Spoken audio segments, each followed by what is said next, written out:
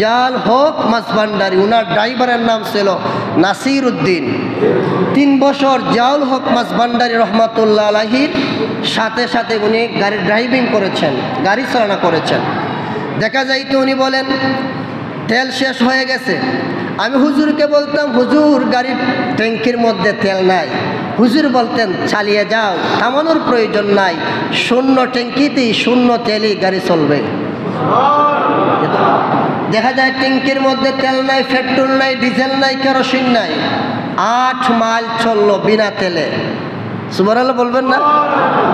ওই নাসির উদ্দিন বলেন আমি কোনো মাহফিলের মধ্যে যাব, হুজুরকে বললাম হুজুর এই জিপ গাড়ির ট্যাঙ্কের মধ্যে কেরোসিন নাই। হুজুর বলেন চালিয়ে যাও।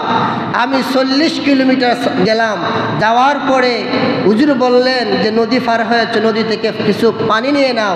এই পানি দ্বারা উনি 40 কিলোমিটার গেলেন। আবার কক্সবাজারে প্রোগ্রামে গেলাম, উনি বিনা তেলে বিনা পানিতে 140 মাইল উনি শূন্য ট্যাঙ্কিতে শূন্য তেলে গাড়ি চালালেন।